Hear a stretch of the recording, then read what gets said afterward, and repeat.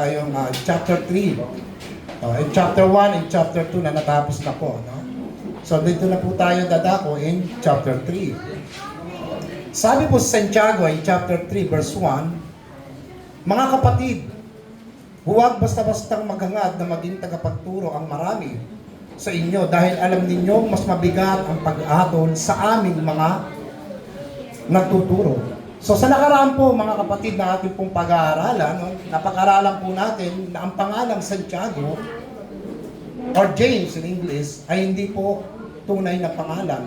Na ang ibig sabihin po, kapag ka ang pangalan pong Santiago, historically po, no, ang pangalan pong James o Santiago, pag ito po ay sinalin po natin sa wikang Grego, ang lalabas po dyan is Iacobus or Iakabu. Pag ito po ay sinalin po natin in English word, ang ibig sabihin po ng Iakubu o Iacobus, it means Jacob. Yan po ay Jacob. So, pangkalahatan pong salitang James, kung tutusin po, is not really James, kundi Jacob. Or James rather. So, yan po yung ibig sabihin po ng salitang Santiago. Now, kung tatanong po natin, sino po ba si James? No? Sa mga hindi pa po nakakakilala kay James. No? Malinaw po na itinuturo po ng Biblia that James sa half-brother of Jesus Christ. Siya po ay kapatid po ng ating Panginoong Kristo sa laman. No? Kasama rin po dyan si Jude. No? Natapos po natin yung series ng Book of Jude. At nalaman din po natin na sila po ay half-brother ng ating Panginoong Kristo. Now, interesting mga kapatid, no, bago po naging mananampalataya sa Santiago, itinuturo po ng aklat ng Marcos at ng Mateo na ito pong si Santiago ay hindi po agad naniwala that Jesus is a Messiah. Kinalaban niya po ang ating Panginoon. So bakit po?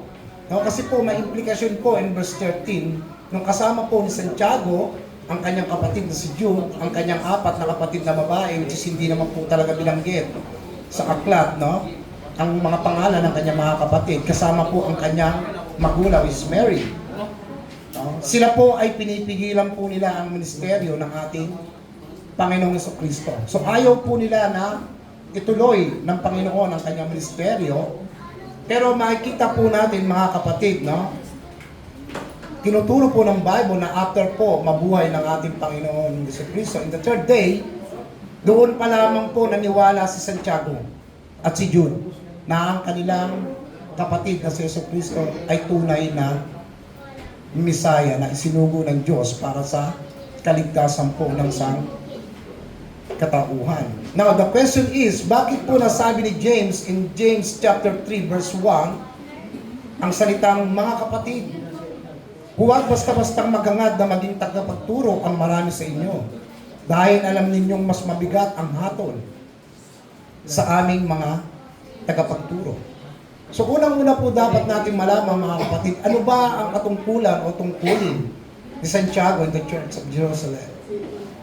Ang sabi po ng Biblia, siya po ay isang elder in Jerusalem Church. Kung babasahin po natin mga kapatid saglit mo, ang aklat po ng Galatians mula po sa sulat ni Apostol Pablo, ito po ay isang indikasyon na meron pong katungkulan si Santiago. So basahin po natin, samahan niyo po ako saglit lamang po, no, sa aklat po ng Galatians chapter 1 verse 18 to 19 and Galatians chapter 2 verse 8 to 9. So ang sabi po rito in Galatians chapter 1 verse 18 to 19. Pagkatapos ng 3 taon pumunta ako sa Jerusalem para makipagkita kay Pedro. 2 linggo lang akong nakatira sa kanya. In verse 19. Wala akong nakita pang ibang apostol malibang kay Santiago na kapatid ng ating Panginoon. So binanggit po ni Apostol Pablo na wala po siyang nakita malibang po kay Santiago na isang apostol na kapatid ng ating Panginoon Kristo. Now, mga kapatid, ang salitang apostol na binabanggit po rito no, ni Pablo, kung titignan po natin mga kapatid, ang salitang apostol ay tumutukoy po sa dalawang uri. Ang apostol po na tinutukoy dito, which is the 12 apostol, na ito po ay tumutukoy sa 12 original o real na apostol ng ating Panginoon Kristo, which is 12 disciples. At meron din pong apostol na hindi po kabilang sa 12. Si Pablo. Amen po? Na kung titignan po natin ang lalim po ng kahulugan po ng sinasabi po rito ni Pablo, binanggit niya po ang salitang apostol. Kung tutukusin po ang pag-aaral po no, ng malalim sa salitang apostol kay Santiago, hindi po talaga siya kasama sa orihinal na apostol. Napabilang lamang po siya sa mga apostol kasi nakita niya rin po ang kaninningan ng ating Panginoon. Kasama si Pedro, si John, at si Santiago. So napabilang na po siya sa 12 apostol. Kasi nung una talagang ginahadlangan niya si Jesus Christ no, sa kanyang ministeryo. Pagdating naman po in Galatians chapter 2 verse 8 to 9, sapagkat ang Diyos na kumikilos sa gawain ni Pedro bilang apostol ng mga Hudyo ay siya rin kumikilos sa gawain ko bilang apostol ng mga Hintil, which is the Gentiles. And verse 9, kaya nang malaman ng mga kinikilalang puno ng iglesia na sina Santiago, Pedro at Juan, na ipinagkaloob sa akin ng Diyos ang gawain ito, tinanggap nila kami ni Bernabe bilang mga kamanggagawa sa pangangaral ng magandang balita. Napagkasundoan namin na kami ang mga ngaral sa mga Hintil at sila naman ang mga ngaral sa mga Hudyo. Now, kung tatanungin po natin in Galatians chapter 2 verse 8 to 9, ano po ang tawag kina Santiago, Pedro at Juan? Ang sabi po dito no, in verse 9 in the Bible says, kaya nang malaman ng mga kinikilalang puno ng iglesia na sina Santiago, Pedro at Juan. Ibig sabihin, ang salitang pinuno po is referring to the pastor or teacher. Yan po ang ibig sabihin po sa Bible. Sila po ay sinasabing mga pastor ng iglesia sa Jerusalem. So meron po silang mataas na katungkulan. So masasabi po natin na meron po silang matataas na katungkulan in the church. Isa po silang mga leaders or elders in the church of Jerusalem. Sila po ay nangangalaga po sa loob po ng simbahan. At nalalaman din po natin that James was an elder of the church. Kasi po, nung binasa po natin yung pinaka-main konteksto po, nung sinasabi po ni James in chapter 3 verse 1, ang sabi niya po rito, mas mabigat ang paghatol sa aming mga tagapagturo. So binabanggit niya po yung salitang amin. So, ibig sabihin, si James po ay isang tagapagturo in the church of Jerusalem. So, bakit niya po nasabi yun? Dahil unang-una po, no, kami mga ngaral, ako po ay isang hindi po ordained as pastor. No, pero nagbabahagi din po ako sa inyo na salita ng Diyos. So, kabilang din po ako dito. Pero sa konteksto po na binabanggit po ni James, na madalas po ginagamit po ang chapter 3 verse 1. Kapatid, pag mali ang itinuro mo, malaki ang pananagutan mo. Mabigat ang pananagutan mo. Amen po? Yan po yung unang pumapasok po sa atin. That's right, tama naman po yan. Pero yung binabanggit po ni James, doon lamang po ba natatapos? Sa pagtuturo ng mali? Kasi kung titignan po natin, marami pong mga ngaral ang magagaling pong magturo. Now, meron akong isang mga ngaral na pinapanood, no? Pag nagtanong ka sa kanya, napakatalino niya. Napakagaling niya po sa Biblia. Pero pag dumarating na po sa panahon na sila po ay nakikipagdebate kasi legal sa simbahan na makipagdebate, sa atin ay hindi. Lumalabas po sa kanilang bibig yung masakit na salita, paninirang puri, pangiinsulto, panlalait sa kapwa. Yung mga salitang hindi dapat binabanggit ng mga Kristiyano, mga pastor at mga po. So doon nakakakuha na po kayo ng idea, no? So mamaya po itutuloy po natin yan. No? Ang sabi po rito, sa mga mangangaral po ay meron pong mabigat na paghatol. Ang lahat po ng mga mangangaral ay haharap po sa judgment. Now makikita po natin, no? Ang sabi po ni Santiago, siya po ay isang apostolo, elder in the church. So maaari po nating maitanong mga kapatid, bakit po naisulat ni Santiago ang chapter 3? So unang-una po mga kapatid, kaya po isinulat ni Santiago ang chapter 3, kung atin pong babalikan yung atin pong pinag-aralan in chapter 1 and chapter 2. Marami po sa loob ng iglesia sa panahon po ni Santiago ang nagnanais po na maging tagapagturo. Pero yung kanila pong mga nakikita, hindi po nakikita sa kanilang mga gawa o hindi po nila naipapamuhay ang kanilang mga naririnig namin sa So kaya po isinulat ni James ang salitang, huwag hangarin ng marami sa inyo, ang maging tagapagturo dahil mabigat ang hatol sa aming mga nagtuturo. Ang background po niya mga kapatid, may mga kapatiran o ibang mga tao sa loob ng church in Jerusalem sa panahon ni Santiago na gustong magkaroon ng posisyon. Pero hindi po sila qualified as a leader. Dahil hindi nila kayang pigilan ang kanilang mga pag-uugali, maging ang kanilang mga pananalita. Kaya nga ang sabi sa chapter 1, kung ating pong babalikan, huwag lamang tayong tagapakinig lamang, kundi ginagawa natin ang salita ng Diyos. No? Ang sinasabi po rito ni Santiago, hindi ka tinawag para makinig ka lang tuwing linggo. Maupo, and after that, uuwi na ako. So hindi po yun ang nais sabihin ni Santiago sa atin. Kung hindi yung bawat mensahe na narinig ninyo, ay ipinapamuhay ninyo. Kung ating pong babalikan, di ba, meron pong dalawang tao na karakter na binabanggit po dyan, which is the passive listeners and active listeners.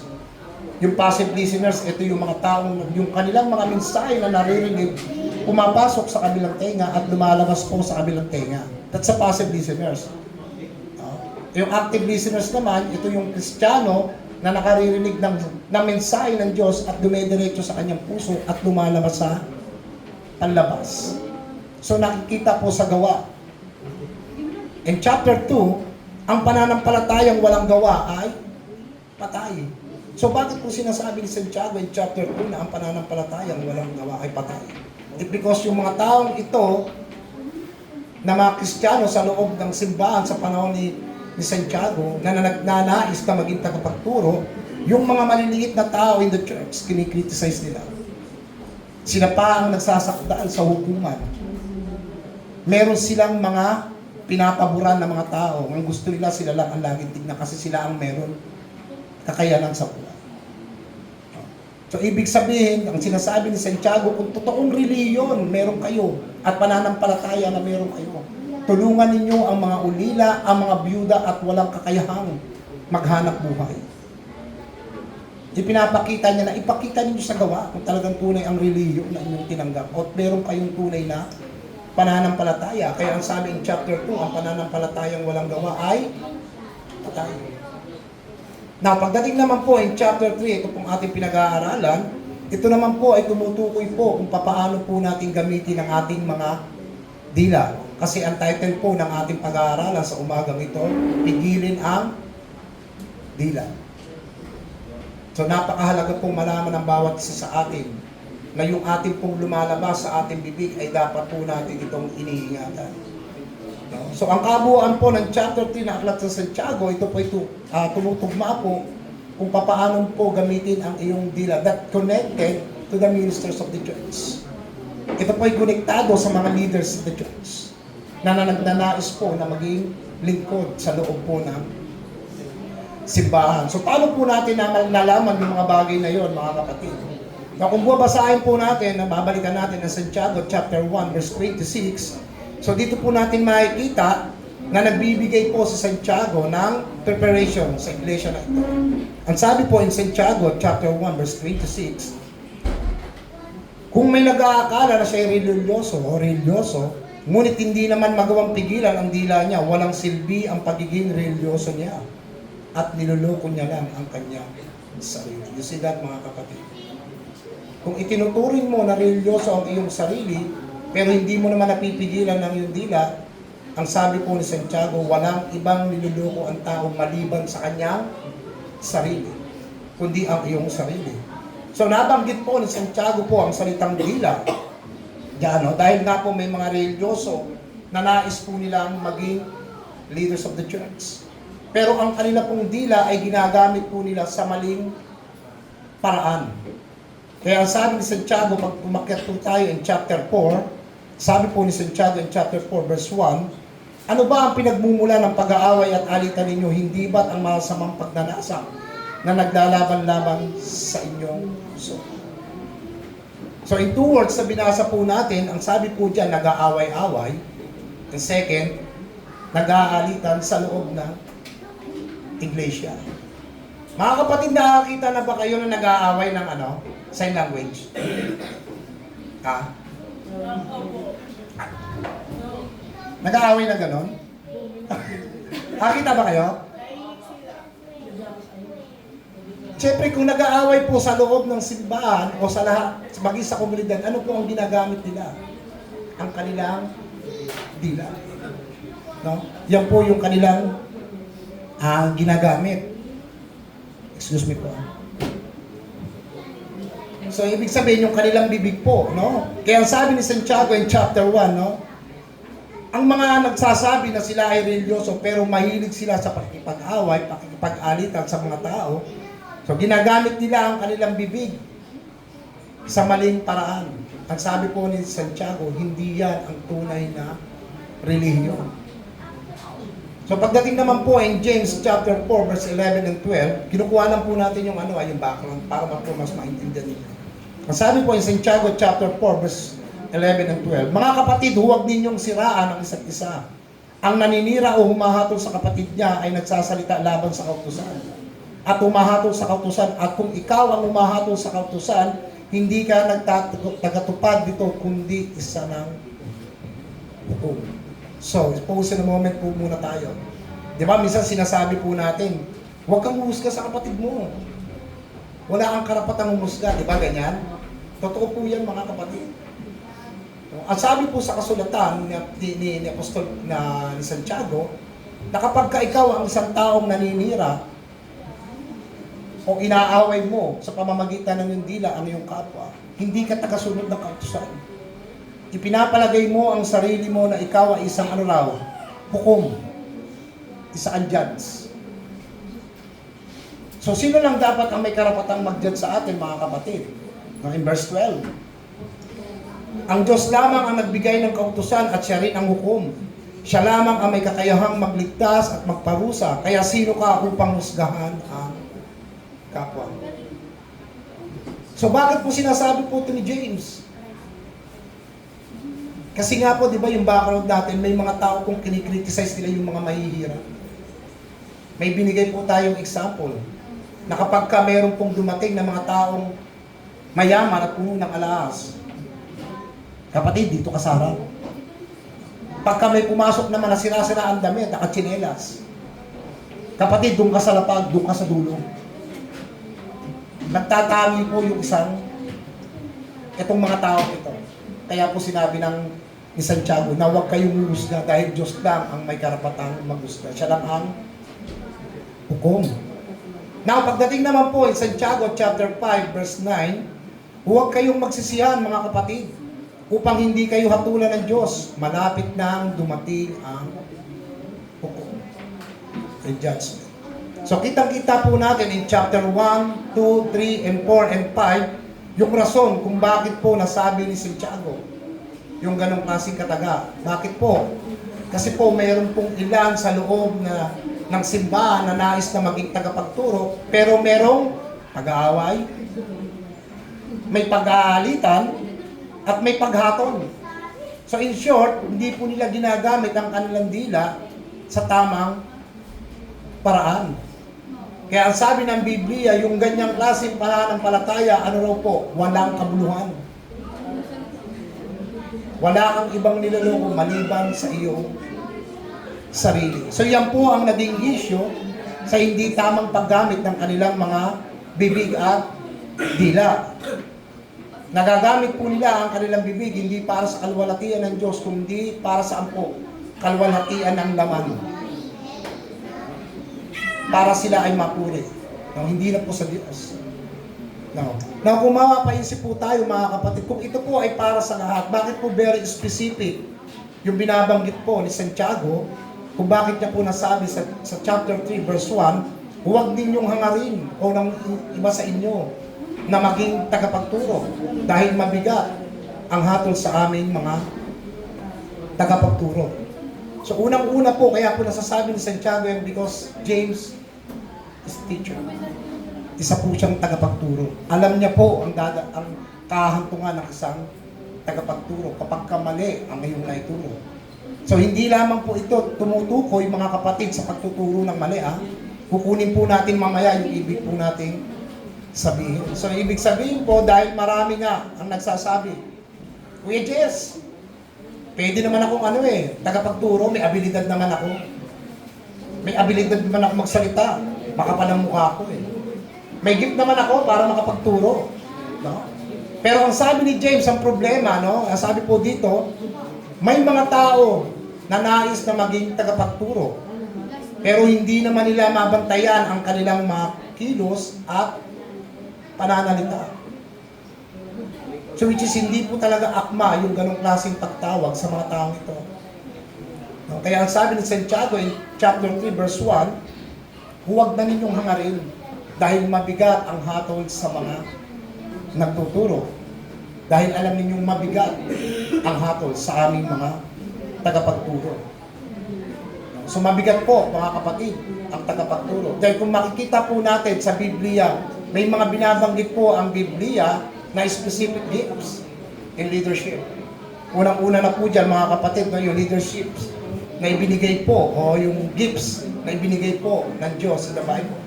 Unang-unang gifts po na ibinigay po is apostle. Apostol sa Tagalog. Kung tatanungin kayo, ano ba ang trabaho ng isang apostol? Ang ibig sabihin po ng apostol, siya po ay isinugo ng Diyos, bit niya o dala-dala niya ang mensahe ng bagong tipan. At yun po ang magiging pundasyon ng mga mananampalataya. Kung tutuusin, hindi lamang po tayo sa Diyos ang may utang. Kung hindi sa mga apostol, kung hindi dahil sa kanila, hindi po natin makikita na itong Kristo, na itong Mesayas na ipinako sa krus, namatay, inilibing at muling nabuhay in third day, hindi po natin makikita yung kabutihan ng Diyos sa atin.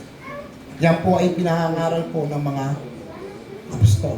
So yan po ang kanilang trabaho. No? Pangalawa po, prophets. Ano po ba ang trabaho ng isang prophet?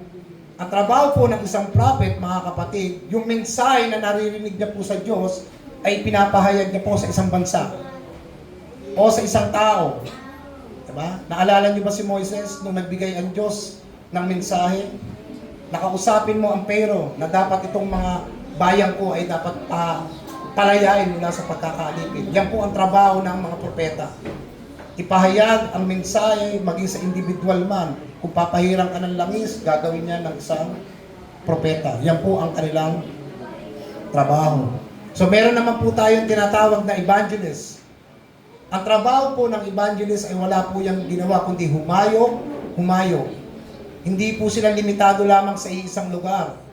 Sila po ay pumupunta sa iba't ibang lugar para mangaral ng salita ng Diyos at magtayo ng simbahan. At pagkatapos po nila magtayo ng simbahan, ipapaubaya na po sa iba yan at lilipat na naman po sila sa ibang lugar para mangaral na naman ang salita ng Diyos. Yan po ang trabaho ng evangelist. At yung pang-apat po na ibinigay po ng gift sa leadership ng Diyos sa leadership na mga pagpapala, isa na po dyan yung tinatawag nating teacher, pastor o guro. So ano naman po ang trabaho ng isang pastor? No? Ang trabaho po ng isang pastor ay mga siwa po sa loob ng local church. No? Palaguin ang church spiritually sa pamamagitan po ng pagtuturo at binabantayan po ang paglago in the body of Christ. Yan po ang trabaho ng isang pastor. Pero sabi din po, no, sa loob po ng iglesia, yung mga nagdanais na maging tagapagturo sa loob po ng iglesia, kailangan po meron kang abilidad na magturo. Hindi lamang po talino. Kailangan ang isang tagapagturo ay kaya mong ipaliwanag ang mensahe ng konteksto ng isang passage o yung salita ng Diyos sa Biblia. Kapag ikaw po ay naging pastor, alam mo yung mensahe at konteksto ng Biblia. Yan po ang trabaho ng isang pastor.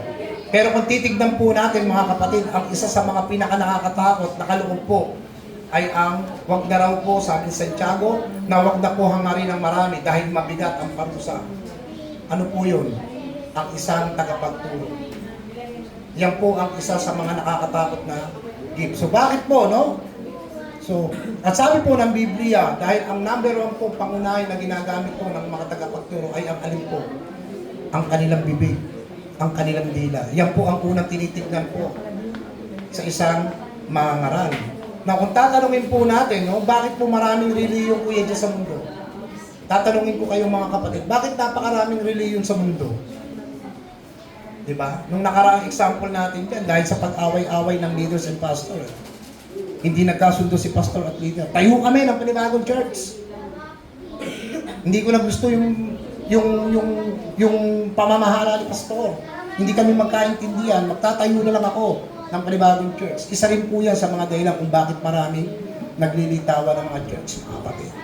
Pero sa konteksto, bakit po maraming church ang naglilitawan ngayon, mga kapatid? No, simple lamang po ang sagot yan. Ano po ba ang ginagamit ni Satanas? Tata. Yung kanyang dila. Magbukas ka ng Google, i-type mo, false church, maraming lalabas. Dahil sa mga tagapagturo, nalalason ang kaisipan ng maraming mga tao. Kung hindi ka babad sa salita ng Diyos, kahit mali ang itinuturo ng isang mga ang galing magturo noon. Pumasok sa puso ko, pero mali pala, hindi mo alam why. Kasi hindi ka babad sa salita ng Diyos eh. Pero kung babad ka sa salita ng Diyos, mali ang tinuturo ng tao ito. Hindi yan ang sinasabi ng Biblia. You see that, mga kapatid? And that's a truth. Ang buhay po ng isang Kristiyano, kailangan po magbabad ka sa salita ng Diyos. Kaya yan ang isa sa mga dahilan kung bakit po napakaraming churches. Ito ang ginagamit ng mga false prophet. Ang kanilang dila. Kung babalikan po natin ang Old Testament, si Jezebel, ano po yung kanyang ginamit para maloko si Ahab, yung kanyang asawa, at mga Israelita para sumamba sa Diyos-Diyosan, yung kanyang dila. Si Delilah, ano po ginamit ni Delilah para si Moises ay mabulag at maputol ang kanyang buhok? Kanyang dila. Ang tao, bakit bumagsak sa kasalanan? Ano ginamit ni Satanas kay Eva? Yung dila. Yan po, mga kapatid, ang nagagawa po ng dila kung bakit po napakaraming churches sa mundo. Kaya kung hindi ka babad sa salita ng Diyos, mas madali kang maluloko. No? Kaya ang isa sa mga pinakamalakas na arsenal po ni Satanas ay ang dila. Dinadaya niya po ang tao, si Eva at si Adan, sa pamamagitan po ng matatamis na lumalabas sa kanyang dila. Kaya sabi ni Santiago, huwag naisin ng marami ang maging tagapagturo. And interesting po, 5 times po ginamit po yung salitang dila in the book of James. So bakit po? No? Dahil po may mga gustong maging tagapagturo in the church. Pero ang kanilang itinuturo po ay hindi po nakikita sa kanilang mga buhay, kundi ang lumalabas po sa kanilang mga bibig ay puros kayabangan, puros pagmamatataas, no? Na nagpapatunay po na ito po ay hindi akma sa kanilang estado. Hindi po sila qualified for that. So paano po natin nalaman yun, mga kapatid? Dito po tayo pupunta sa original text natin, bibilisan na po natin, ha? In James chapter 3 verse 2. Okay. Ang sabi po in verse 2, lahat tayo madalas magkamali kung mayroon mang hindi nagkakamali sa pananalita niya, isa siyang taong ganap at may kakayahang pigilan ang kanyang sarili. So ibig sabihin po, mga kapatid, ito po'y tumutukoy sa isang tao na kaya niyang pigilan o may kakayahan siyang pigilan yung kanyang dila. And this is the sign of maturity, the spiritual maturity. Siya po yung tinutukoy dito in chapter 2 and verse 2. Ito yung tao na kaya niyang pigilan yung kanyang pananalita. Alam niya kung kailan at hindi gagamitin yung kanyang bibig. Alam niya kung kailan at hindi niya, kung kailan siya dapat na magsalita. So, ibig sabihin po ng spiritual maturity, mga kapatid, no? Marami kasi nagsasabi, matagal na akong Kristiyano, matagal na ako sa ministry ko.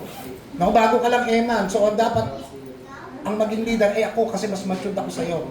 Mas matagal ako. Mga kapatid, hindi po nasusukat sa haba, sa ikli ng panahon, ang pagiging maturity po ng isang tao.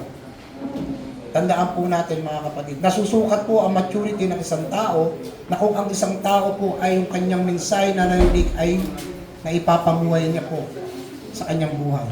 Marami po sa loob ng simbahan na tumanda na, hindi siya nakakapag-share ng gospel. Hindi nakikita yung buhay ng salita ng Diyos sa kanyang buhay. So hindi po yun yung tinatawag na spiritual maturity. So hindi po yan ang basihan sa haba at tagal mo sa ministeryo. At hindi rin sa lawak ng kaalaman mo sa salita ng Diyos. Kundi ginagamit niya ang kanyang natutunan sa Panginoon, sa kanyang buhay. In other words, mga kapatid, na ipapamuhay niya po yung salita ng Diyos. Yan po yung isang maturity o spiritual maturity.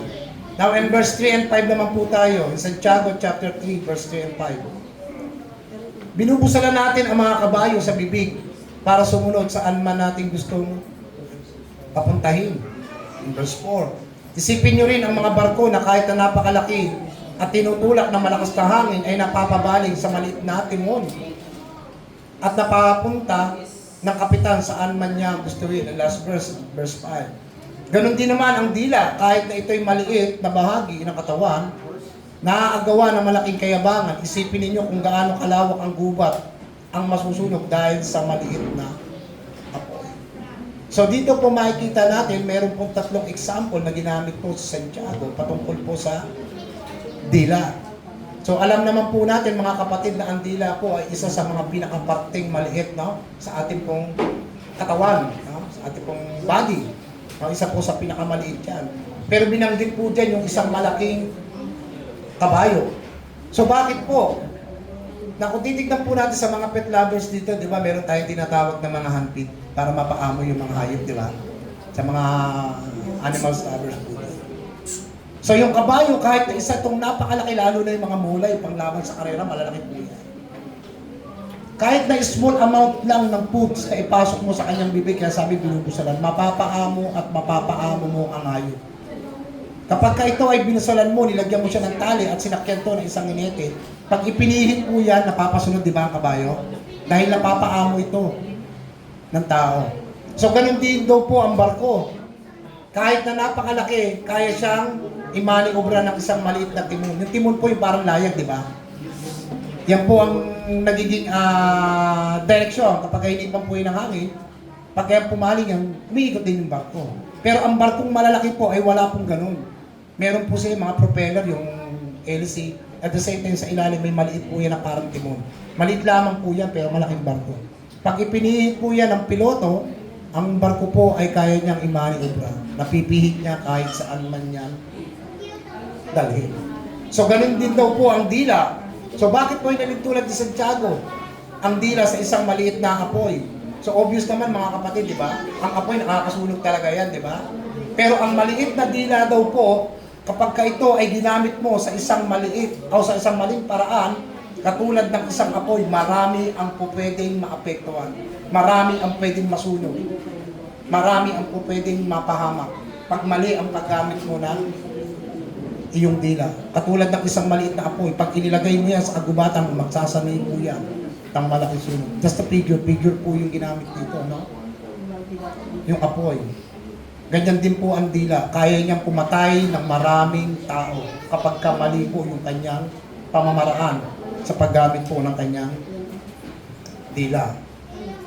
Maaari po yung makasira ng maraming buhay. Kaya ang sabi ni Santiago in James chapter 3 verse 1, mga kapatid, huwag basta-bastang maghangad na maging tagapagturo. So bakit po? Kasi nga po, ang number 1 na tinitignan po ayon po sa konteksto ni Santiago, sa tao.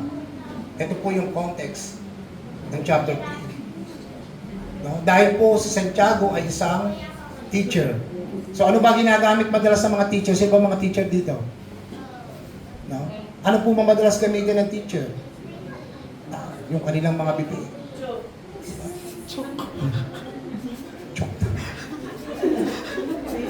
So ano ba madalas gamitin ng mga tagapagturo o minister ng isang simbahan? Yung kanilang mga dila, choke down. So yan po, no, mga kapatid, yan po ang nagiging problema na nakita natin ng church sa konteksto po na ating pong pinag-aaral. Na kung sino po yung nais na maging tagapagturo in the church, sila pa po yung gumagawa ng mali. Sila pa po yung nagpapasimuno ng away at alitan po sa loob po ng simbahan. So sabi po in James 4:11, in chapter 5 to 9, no, ng Santiago, ang sabi po rito, no, nagkakaroon daw po ng alitan sa loob ng iglesia dahil sa maling paggamit ng kanilang mga dila. Kaya kitang-kita po natin, no, ang dila po ay nanintulad po ni Santiago sa isang maliit na apoy. Now in verse 6, sige po, bibilisan na po natin. In verse 6, in Santiago chapter 3 verse 6, ang dila ay tulad ng apoy, napakaraming kasamaan ang nagmumula sa ating dila. At ito ay nagpaparumi sa buong pagkatao natin. Katulad ito ng apoy na nanggagaling saan daw? Sa impyerno at sumisira sa buong buhay natin. No, now, dito lang pala, no, mga kapatid, ang dila ay apoy, no? Hindi lamang po siya apoy na binabanggit po rito. No? Ang dila din po raw ay isang instrumento upang maging marumi, no, ang ating mga pagkatao. Naniniwala ba kayo doon? Yes. Dahil sa dila, pwede tayong maging marumi yung ating reputasyon, ang ating mga buhay. Kaya kung babalikan po natin yung sinasabi po ng ating Panginoon sa Kristo in Matthew chapter 15 verse 11, ang sabi po ng Panginoon, no, ng ating Panginoon sa Kristo in Matthew 15 verse 11, hindi ang pumapasok sa bibig ng tao nagpaparumi sa kanya, kundi ang mga lumalabas dito. Sino po ang kausap dito ng ating Panginoon? Ang mga Pariseo na nagtuturo po ng kautusan. At sabi rin ni Kristo, hindi pwedeng akayin ng isang bulag ang kapwa niya bulag. Why? Dahil pareha silang malalaglag sa hukay. Kung ikaw yung nagsasalita na dila ang ginagamit mo at ginagamit mo sa maling paraan, which is sinasabi mo ikaw ay Kristiyano, pag binabahagi mo rin po ito sa iba, which is taliwas po sa buhay mo, parehas lang kayong malalaglag. Amen po? Yan po yung ibig sabihin, no? Kaya kung bakit po inanitulad ni Santiago ang dila po sa isang malaking kabayo o barko at sa isang maliit na apoy kapag hindi po natin ito ginamit ng tama. Dahil ang maliit pong dila, ito po ay isa sa mga pinakamalakas na impluwensya po sa buhay po ng isang tao o yung kanyang kausap o sa mga taong nakakarinig. Kaya ang sabi ng Biblia, nakakarumi ito sa tao. At pangalawang bahagi po ng Santiago chapter 3 verse 6, katulad ito ng apoy na nanggagaling sa impyerno at sumisira sa buong buhay natin. So ang dila po, no, ang sabi po ng Biblia, ito po ay parang apoy na nanggagaling daw po sa impyerno. Why? Bakit po ito inalintulad sa isang apoy na nanggagaling daw po sa impyerno? Mga kapatid, ang ibig sabihin po, ang paggamit po sa maling paraan ng yung dila, ang yung dila ay lumalabas puros kalaswaan, puro pagmumura, puro pag-aalipusta, pang-aapi, paninirang puri. Hindi na po yan ang gagaling sa banal na espiritu. Hindi na po ang banal na espiritu ang kumikilos sa loob niya. Kundi sino na raw po? Si Satanas. Kaya po yan hinalintulad sa isang apoy na galing po sa impyerno.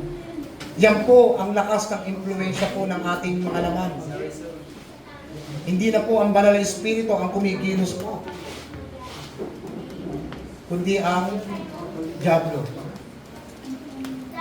Kaya marami nga ang naghahangad na maging tagapagturo pero ginagamit naman nila ang kanilang dila sa maling paraan. Kaya ang sabi ni Santiago, ito ay nanggagaling sa impyerno na sumisira sa buhay natin. So bakit po nakakasira ito sa buhay natin? Mga kapatid, itong dila o isang apoy na nanggagaling sa impyerno, bakit po ito nakakasira sa ating buhay? Unang-una po, no? Kung bakit po tayo nasisira dito, unang-una po mga kapatid, walang iba pong nasisira kundi ang ating reputation natin.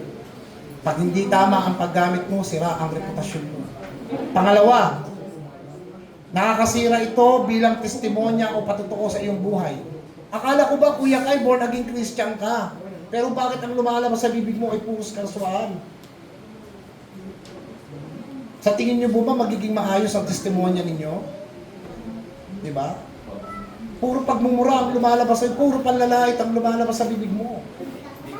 Sira ang testimonya ng isang mananampalataya. Pangatlo, ang dila pag ginamit mo sa maling paraan, maraming mga tao ang pwedeng madaya. Marami ang pwedeng maapektuhan. Amen po?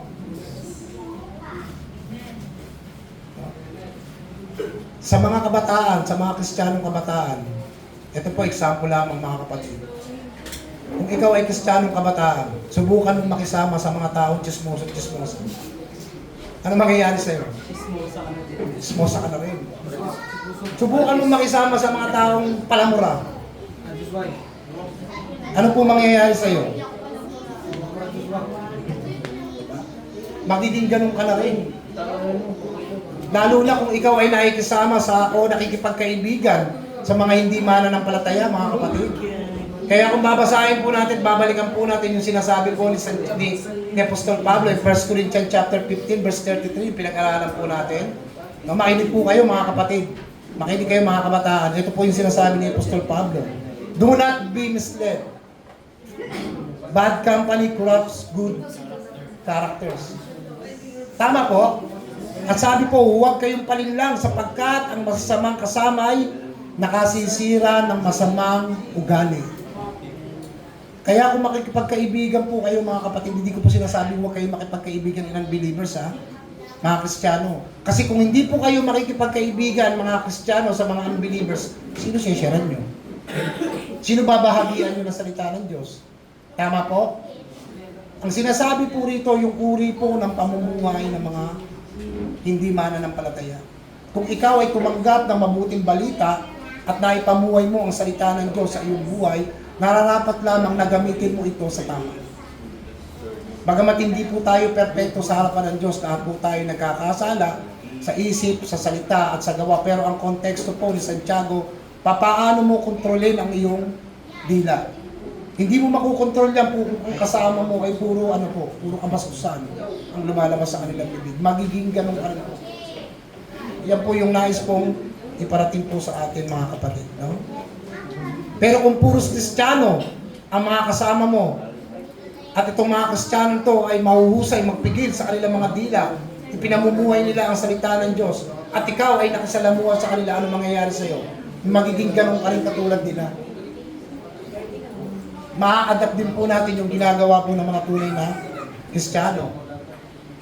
Kaya nga po dito sa Hope in Christ City Church, no? Ito po, no, sa mga leaders natin, kung maglalagay po tayo ng mga deacons in the church, hindi lamang po husay at galing ng pananalita ang dapat po nating maging batayan. Mahusay ka magsalita, kapatid. Kaya mo pala mag-explain, so pwede ka na. Ang una po natin tinitignan sa mga tagapagturo in the church, yung kanilang reputasyon. Yung kanilang pamumuhay outside in this church. Yung uri ng kanilang pananalita, dapat din po nagiging basihan yan. Hindi lamang po maglalagay tayo, kasi kulang kami ng leaders eh. Kailangan ka na namin dalhin dito kapatid, kasi mahusay ka naman mag-explain. Hindi po yun mga kapatid. Hindi po ganun kadali ang proseso ng pagpili po. No? Ng mga pinuno ng iglesia. Bakit ko po nasabi yun mga kapatid? Kasi kung babasahin po natin, no, yung konteksto po ng mga deacons na sinasabi po ni Pablo, no, basahin po natin in 1 Timothy chapter 3 verse 8 to 10. Tignan po natin yung sinasabi po nito, no, yung konteksto ng mga deacons. In 1 Timothy chapter 3 verse 8 to 10. Ganon din naman sa mga tagapaglingkod ng iglesia. Kailangan kagalang-galang sila, tapat sa kanilang salita. Hindi lasenggo at hindi gahaman sa andaw, sa pera.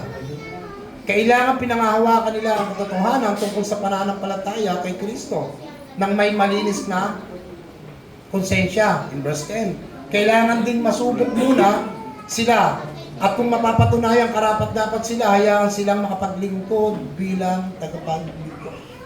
Suppose muna po tayo, no? So, ibig sabihin po, no, kapag ka po tayo ay nag-uumpisa po maghalal ng mga deacons in the church, mga kapatid, no, hindi agad po sila ilalagay. So, meron po silang pinagdadaanan po, sabi ni Pablo, kailangan muna sa dumaan sa pagsusuri. Meron pong test, meron pong pagsubok, na kailangan po nating matiyak na tunay nga sila sa kanilang mga ministeryo. So doon po pa lang natin sila itatalaga pagka nakita na po natin na maganda po yung kanyang reputasyon, na ipapamuhay po yung salita ng Diyos, at yung lumalabas sa kanilang bibig po at uri ng pamumuhay po nila ay akma naman po sa pagtawag sa kanila ng Diyos, doon po tayo magtatalaga ng deacons in the church. No? Yun po yung ibig sabihin noon. Sa ibang simbahan, mga kapatid, 1 to 2 years, kahit hindi ka tapos ang pag-aaral ng Bible, basta active ka lang, pwede na. Pwede tayo maglagay. Kahit na ikaw ay tagapagtugtog lang, matagal ka na sa simbahan, sige, tugtog ka na, pastor ka na. Na pwede ka nang i-ordain as a pastor. Pero masasabi po natin, mga kapatid, that's wrong. No? That is wrong. Mali po yan. Hindi po yan, no? Kasi meron po tayong tinatawag na it takes time, it takes prayer, and it takes observation. Amen po? Yan po ang pinakamahalaga sa pagpili po ng deacons in the church. Okay. Ang sabi rin po in 1 Timothy chapter 3, verse 11, kailangan kagalang-galang din ang mga asawa nila, hindi mapanira sa kapwa, hindi magaling magalit, at mapagkakatiwalaan sa lahat ng bagay. So ano po yung ibig sabihin nun? Mga kapatid, kawawa po yung mga deacons dito. Yung mga pinuno ng iglesia. Ano pong sabi ni Pablo? Dapat ang mga asawa nila ay kagalang-galang. Kahit na kumpleto na ako, okay na ako. Pwede na ako magturo. Maganda ang reputasyon ko. Mahusay na ako magpaliwanag ng konteksto ng Biblia. Maganda na yung lumalabas sa aking bibig na ipapamuhay ko na ang salita ng Diyos. Nagbabahagi na rin ako ng salita ng Diyos. Pero ang sabi ni Santiago and ni Paul, dapat ang asawa ng isang deacon ay may magandang reputasyon. Maganda rin ang lumalabas sa bibig. Kaya kung ang asawa ng isang tagapaglingkod ay mali ang pananalita, hindi maganda ang lumalabas sa kanyang bibig, nag-uumpisa siya ng away, alitan, paninirang puri, alipusta sa ibang tao, automatic po, disqualified po yung deacon. Amen po? Yun po yung sinasabi diyan. Sabi, galang-galang din ang asawa nila. No. Wala namang ganito sa atin, lahat ng mga asawa ito mababait. Lahat ng asawa ito. Praise God, no? So yan po yung sinasabi po ni Apostol Pablo. Hindi lamang po husay at galing ng isang mangangaral sa harap ang batayan. Kung hindi involved din yung iyong asawa, partner mo.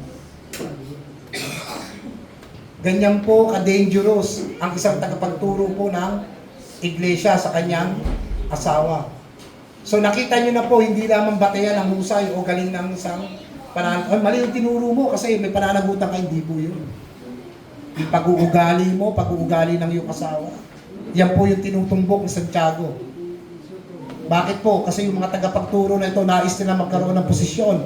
Pero yung kanilang mga dila, kanilang pag-uugali po ay hindi akma para sa mga posisyon na ito. Yan po yung ina-address ni Santiago sa kanyang pong panahon. Dapat good reputation ng isang leader in the church. So mahirap po maging leader kasi yung tinitignan po ng mga members yung uri ng pamumuhay ng isang leader. In short, hindi lang po puro turo ka. Hindi basta-basta turo lang. Amen po? Hindi po pwedeng turo ka lang ng turo. May kinalaman din po ito yung good character ng isang mananampalataya. Di ba? So bakit po sinabi ni Santiago, ni Pablo yung ganong klase na kapag mahusay ang isang pastor pero ang asawa niya naman ay may problema dahil hindi magagampanan ng isang tagapagturo yung ministeryo niya dahil sa kanyang asawa. Why? Nagtuturo ka yung asawa mo kasi nuno ng away. Diba? Hindi niya po may magagampanan. Okay, in verse 7 and 8. In James chapter 3, 7 and 8, malapit na po tayo. Sa lahat ng uri ng hayop na lumalakad, lumilipad, gumagapang o nakatira sa tubig, ay napapaamo ng tao. In verse 8, ngunit walang taong nakakapagpaamo sa dila niya. Ito'y walang kapaguran sa kasamaan at nagtataglay ng nakamamatay na lason. So ibig sabihin po, in verse 7 and 8, ang aklat po ng Santiago, lahat po ng klase ng hayop ay pwede raw ito pong paamuin. Kahit na anong klaseng hayop. Gaano pa yung katapang, mapapaamo at mapapaamo po yan. So bakit po natin nasabi? Sa panahon po ni Noah, nung dumating po ang malaking baha, ang sabi ng Diyos sa kanya, ipasok mo ang iba't ibang uri ng hayop. Kung hindi niya kayang paamuin nyo, paano niya mapapasok? Amen po? So lahat po yan ay napapaamo, ang sabi po. ni Santiago. Pero sabi po ni Santiago, pagdating naman daw po sa dila, in verse 8, walang taong makakapagpaamo sa dila niya, ito'y walang kapaguran sa kasamaan at nagtataglay ng nakamamatay na lason. So, ibig sabihin po mga kapatid, no, wala po talagang tao ang makakapagpaamo sa kanyang dila. Pero meron daw po isang makakapagpaamo, alam niyo kung ano? Sa pamamagitan ng kapangyarihan ng banal na Espiritu. Doon po mababago ang tao. Hindi po ang tao magbabago sa kanyang sarili, kundi ang kapangyarihan ng banal na Espiritu ang siyang makapagbabago sa tao. No? Kaya ito ang sabi ng Santiago sa ikalawang bahagi po ng verse 8, ito'y walang kapaguran sa kasamaan na nagtataglay ng nakamamatay na lason. So bakit po itinuturing ni Santiago ang dila, no? Katulad daw po ng isang lason? Dahil mga kapatid, ang lahat po ng ating pong binibitawan, lalo na kung ito ay masama, pwede po itong maging toxic sa isipan ng maraming tao. Tama po ba? Lalo na kung ang lumalabas daw po sa isang bibig ng isang tao ay puro kasawaan, puro kasamaan. Yan po ay pwede pong maging toxic. Ito raw po ay nakakapagparumi sa isip ng mga tao na pwede raw pong makapagresulta ng pagkakawatak-watak sa bawat isa sa loob ng iglesia. Kaya mag-ingat po tayo sa ating pong mga binibitawan, mga kapatid. So, ang dila daw po ay pwedeng makalason, no, sa isipan ng tao. Diba? Ganyan po ang ginawa ni Satanas kay Eva. Nilason niya po yung kanyang isipan. Kaya ang tao po ay bumagsak po sa kasalanan. O ito, makinig mga kabataan. Mga kabataan babae. Taas po yung mga kabataan babae. Kasama ko tumakas, hindi ka kasama. Yung mga kabataan babae, taas ang kamay. Hindi po, huwag kayo mahiya, walang bayad to. Taas kayo. Ayan. Ito po, hindi ko i-criticize sa mga kalalakihan, ha. Awareness po ito sa mga kababayan. Makinig po kayo mahiya. Sa mga kababayan, pag sinabihan ba kayo ng maganda, ano nangyayari sa inyo? Napakaganda nyo. Kinikilig. Kinikilig. No? Kinikilig na yan. So, ibig sabihin mga kapatid, ang ginagamit po karamihan ng mga kalalakihan para makapag-hikayat po ng babae ang kanilang matatamis na dila. Tinitignan yung panlabas dahil makisig, matangkad, guwapo. Uy. Sinabihan si Kayla, ang ganda-ganda mo, na-inlove ka agad. Uy. No? So ano po yung gusto palabasin sa atin dito mga kapatid, no? Hindi ko nililibak yung mga lalaki. Karamihan yan po ang ginagamit ng mga kalalakihan para po makainganyo po ng kababaihan. So ano po yung konteksto na sinasabi ko po dito? Huwag po tayo titingin sa panglabas na anyo ng isang lalaki. Ang unang-una niyo po titignan sa kalalakihan ay yung kanilang bunga. Yung kanilang buhay. Yung uri ng kanilang pamumuhay. Kaya sorry po kung may mga tinatamaan po dito, no? Pero sa kayo po natin sa gusto, yan po talaga ay nangyayari po sa katotohanan. Nasabihan ka lang na maganda, na in love ka na kagad. Ay, ang cute naman ni sinabihan ako ng maganda. In love na ako sa'yo. No? Pero after that, makuha nila yung ninanais nila sa'yo, ano mangyayari sa'yo? Iyon na. Diba? Nawawala na sa paningin mo. Kaya mga kababaihan, no, unmarried man o single, mag-ingat po tayo sa mga binabanggit po ng ibang mga kalalakihan. Wala po akong pinapatamaan dito, pero kasama po ito sa konteksto eh. Dila. Amen po? Hindi po porke nasabihan kayo ng mga ganda, in love na kagad kayo, ha? Tignan nyo muna yung prutas ng tao. Kung ito ba'y karapat dapat, pero hindi ko inutusan na maghanap na kayo ngayon ng karapat dapat. Magtapos muna kayo ng pag-aaral. No? So you have very, very careful sa pagpili po ng ating pong mga kapareha. Yung asawa ko, nag-ingat ka sa akin. Pero hindi naman siya nagsisisi, no? Praise God, thank you Lord. So yan po, madalas na ginagamit po ng kaaway, yung kagapuhan, katangkaran, kaksigan ng isang lalaki sa isang kababaihan. Yan po ang nagiging basihan. Karamihan. Lalo na sa mga modernong panahon natin ngayon. Kailangan ko, gwapo. Para pag naglakad kami sa BGC, hindi nakakahiya. BGC pa talaga, no? No? Yan po yung madalas na arsenal na ginagamit po ng kaaway. Yung panlabas na katangian po. So wag po tayo babasa sa panlabas, kundi sa panloob. Amen po? Okay, verse 9. In James chapter 3, verse 9. Sa pamamagitan ng dila, pinupuri natin ang Panginoon at Ama. Ngunit sa pamamagitan din ito ay sinusumpa natin ang ating kapwa na nilikhang larawan ng Diyos. Huh? Ano po ibig sabihin nito mga kapatid? Pag every Sunday nandito ka, ano unang ginagamit mo? Dila, papuri sa Diyos. Di ba? Every Sunday, nagpupuri ka, umiiyak ka, Lord, mahal na mahal kita, purihin ka, O Diyos. Pagdating ng Monday hanggang Saturday, ano nangyayari sa dila mo? Ginagamit mo naman ito sa pagmumura. Pag-aalipusta, which is dapat ginagamit mo lang yan sa pagpupuri sa Diyos. No? Pag Sunday, baka Diyos ang dila mo. Pag ordinary day, ano naman ang dila mo? Kay Satanas. Kay Satanas mo naman ginagamit, mga kapatid. So yung ganong klaseng tao, anong tawag doon? Ha? Pakilakas mo, Eman. You are hypocrite. No? Sakto po yung sinabi ni Kuya Eman. Hypocrite na tao.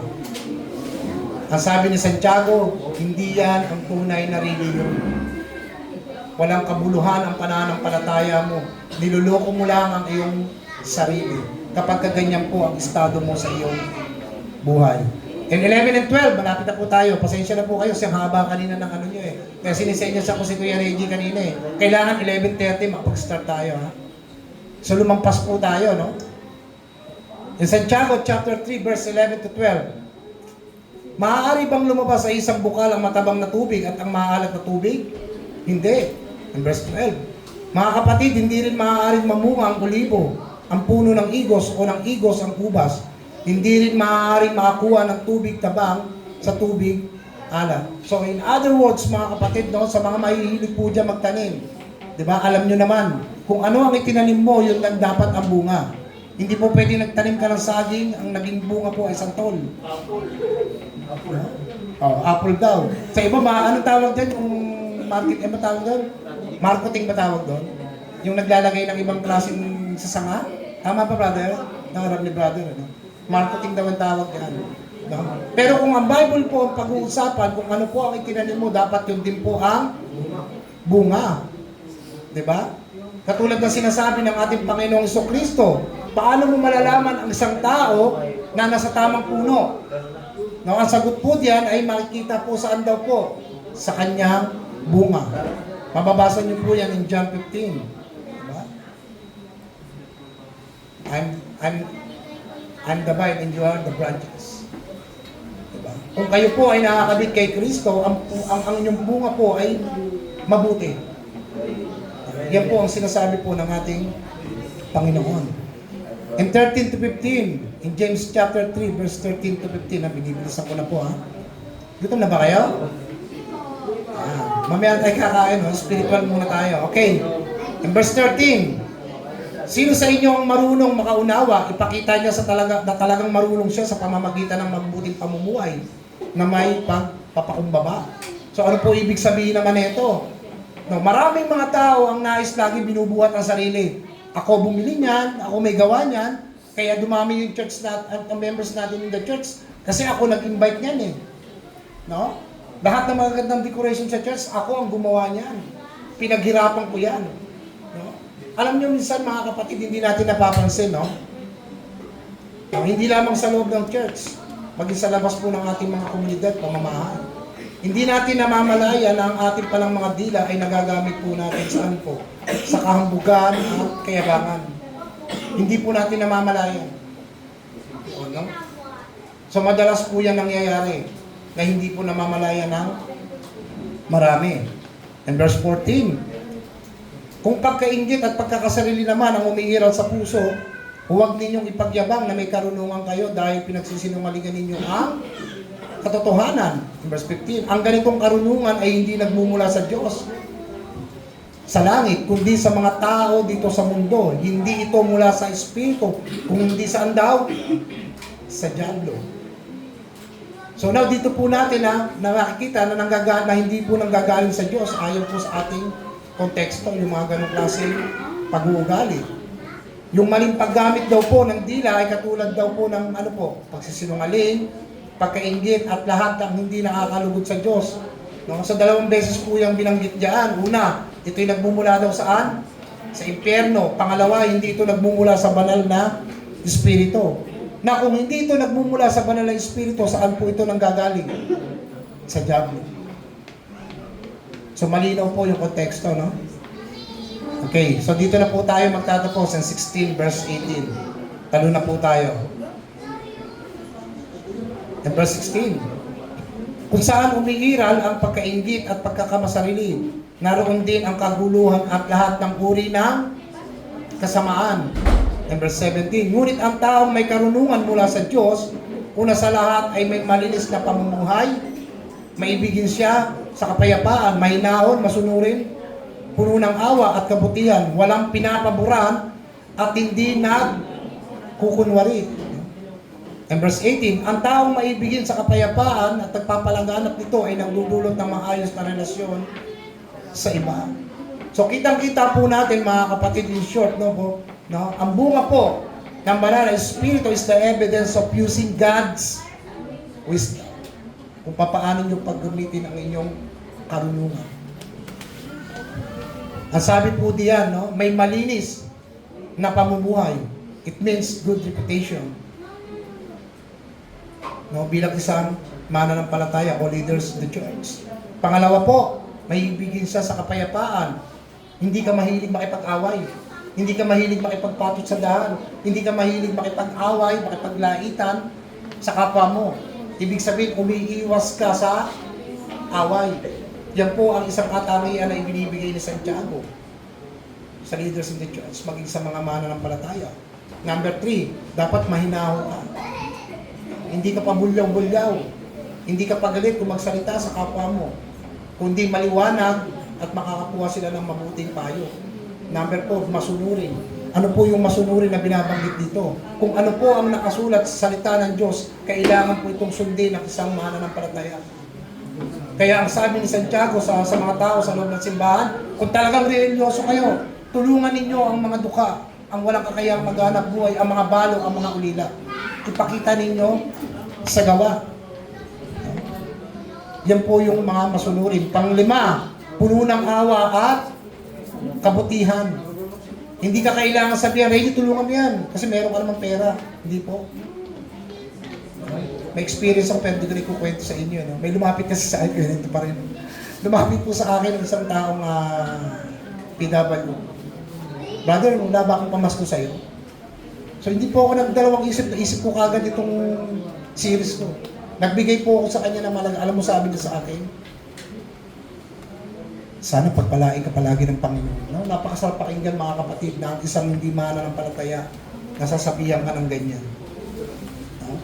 Yan po yung tinatawag na puno tayo ng awa at kabutihan sa ating kapwa. Hindi tayo napipilitan sa pagtulong lang o pakitang tao. Naku, may nakatingin sa akin, tulungan ko nga ito. Hindi po ganun. Kahit wala pong nakakakita, i-apply po natin sa buhay natin ang salita ng Diyos. Kasi po yan ay salamin ng Diyos sa atin. Kung babad ka sa salita, mas nakikita mo po ang buhay mo, kung ang tunay mong pagkatao. Pag hindi ka babad sa salita ng Diyos, nakakalimutan mo kung sino ka. Amen po? And number 6, walang pinapaboran. Sa loob po ng simbahan, hindi po pwedeng sabihin, wala kang pakinabang, Eman, ayaw ko sa'yo kasama. Dito ako kay Reggie, dahil may pakinabang ako dito. May mapupulot akong aral dito. Sa mga malalagong Kristiyano, hanapin ninyo yung mga mahihinang Kristiyano para po sila ay maging malago rin katulad po natin. Kasi kung parehas kayo malalago, paano pa kayo lalago? Malalago na kayo lahat. So ibig sabihin, ang mga taong nangangailangan po ng atensyon sa bawat isa sa atin, dapat po pantay-pantay ang pagtingin natin. Amen po? Masabihin mo nga sa katabi mo ngayon, mahal kita sa Panginoon. Diba? Ano sabi? Oo. Wala ang katabi. So yan po yung ibig sabihin, wala po tayong pinapabungan. Kapag ka meron po tayong gusto ngayon, involved na rin kapatid, kasama ka rito. Hindi pwedeng hindi ka kasama. Kailangan kasama ka. Part ka ng body. And lastly, ito yung pinaka-parang challenge sa ating lahat. Hindi ka nagkukunwari. Hindi ka ipokrito, nakatulad na sinabi ni Kuya Emang kanina. Kung ano ang narinig mo, kung ano ang naging buhay mo sa loob ng simbahan, dapat ganun din ang buhay mo sa pagdating sa labas ng simbahan. Kung puro praise the Lord ang binabanggit mo tuwing linggo, dapat sa labas ganun ka rin. Purihin ang Panginoon. Natisod ako. Salamat Panginoon. Nadukutan ako. Purihin ang Diyos. Nawalan ako ng pamasahe. Naglakad ako ng ubod ng layo. No? Hindi tayo nagrereklamo. Panginoon, salamat. Panginoon. Tinutulungan tayo ng Panginoon para po tayong lahat ay maging malago. Kung ano po ang tunay mong pag-uugali, ganun ka rin po dapat. So ang sabi po rito, ang ganitong katangian na meron ang isang Kristiyano ay bunga ng tamang paggamit ng kanilang mga dila. Pagsunod at ipamuhay ang kanilang narinig na mensahe sa Diyos.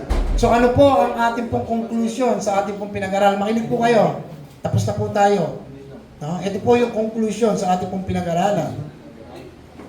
Ang taong may tunay na tinanggap na pananampalataya mula sa Diyos at ginagamit niya ang kanyang dila sa tamang paraan at naipapamuhay ang kanyang buhay, ang kanyang narinig na mensahe, ano raw po ang nagiging bunga nito? In verse 18, Kuya Jay. No? Ano raw po ang nagiging bunga nito? Ang taong maibigin sa kapayapaan at nagpapalaganap nito ay nagdudulot ng relasyon, na magandang relasyon sa iba. Amen po? Kapag ginamit nyo po ang inyong dila, nagkakaroon kayo ng tamang relasyon sa bawat isa. Let's all stand. Tayo po tayo na. Panginoon, salamat.